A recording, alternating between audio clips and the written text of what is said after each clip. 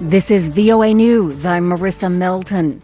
The United States on Thursday announced a new package of military assistance for Ukraine that it values at up to $2.5 billion, including hundreds of armored vehicles and support for Ukraine's air defense. The latest assistance includes 59 Bradley fighting vehicles and 90 Stryker armored personnel carriers. This all according to the United States Defense Department in a statement. Earlier today, Ukraine appealed for its Western allies to send tanks to help Ukrainian forces battle a Russian military that it says has a substantial advantage in troops, weapons, and military equipment. In a joint statement, Foreign Minister Dmytro Kuleba and Defense Minister Oleksiy Reznikov said one of the most pressing needs in fighting off the Russian invasion is to provide Ukraine with modern armored vehicles. Foreign Minister Kuleba.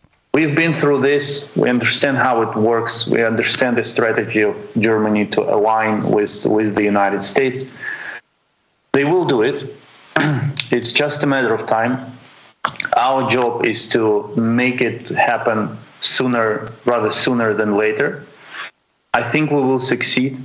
And I, in advance, thank Chancellor Scholz for making this decision. The two officials were welcoming Britain's move to send its Challenger 2 tanks to Ukraine, while urging countries that have Germany's Leopard 2 tanks to provide them to better help Ukraine's forces. Palestinian President Mahmoud Abbas met Thursday with the White House's National Security Advisor, Jake Sullivan. A statement from Abbas's office said the Palestinian president briefed the U.S. administration of the acts by the new Israeli government and requested an immediate intervention. Sullivan was expected to stress to Abbas the U.S. commitment to the two-state solution. VOA News.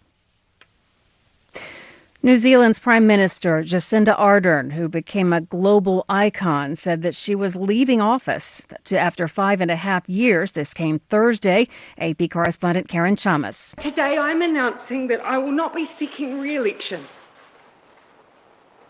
and that my term as Prime Minister will conclude no later than the 7th of February. Fighting back the tears, Ardern said that the role required having a reserve to face the unexpected. I know what this job takes, and I know that I no longer have enough in the tank to do it justice. Her announcement came as a shock throughout the nation of 5 million people. Ardern was praised around the world for her handling of the nation's worst ever mass shooting and the early stages of the coronavirus pandemic. But she was facing mounting political pressures at home and a level of vitriol from some that hadn't been experienced by previous New Zealand leaders. I'm Karen Chamas. Greta Thunberg called on the global energy industry and its financiers to end all fossil fuel investments on Thursday at a high-profile meeting in Davos, Switzerland, with the head of the International Energy Agency. During a roundtable discussion with Fatih Birol on the sidelines of the World Economic Forum annual meeting, activists said they had presented a cease and desist letter to CEOs calling for a stop to new oil, gas, and coal extraction. Federal Reserve Board Chairman Jerome Powell is working from home after coming down with coronavirus. AP correspondent Jennifer King. The Federal Reserve announced that Board Chairman Jerome Powell has tested positive for COVID-19 and is experiencing mild symptoms. The Fed says Powell is up to date with all his COVID vaccines and boosters. The Fed is in the midst of an aggressive drive to tame high inflation and is expected to raise its benchmark interest rate by at least a quarter point at the next meeting, set for January 31st to February 1st. That timetable could allow Powell to recover in time to participate in person. If not, the alternative plan could be to return to a virtual meeting. Jennifer King, Washington. Workers striking in protest of France's proposed pension overhauls disrupted transportation, schools, and electricity supplies Thursday. President Emmanuel Macron's government has proposed raising the retirement age for a full pension from 62 to 64, saying the move is necessary to keep the system solvent. And families of Americans wrongfully detained in China are calling on U.S. Secretary of State Antony Blinken to bring up American detainee cases during his meetings with top Chinese leaders in Beijing. Next month, he's expected to meet with Chinese President Xi Jinping and China's top diplomat Wang Yi, as well as the newly appointed Chinese foreign minister. I'm Marissa Melton, VOA News. Please subscribe, like, or comment. Thank you.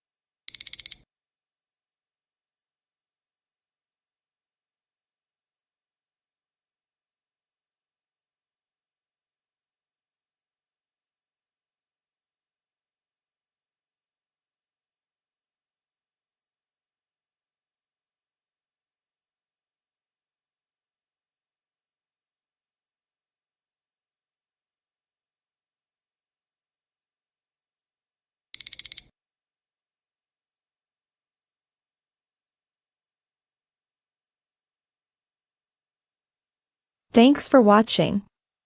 Please like, comment, or subscribe. Hi, I'm Patrick. I'm an American. I grew up in the U.S.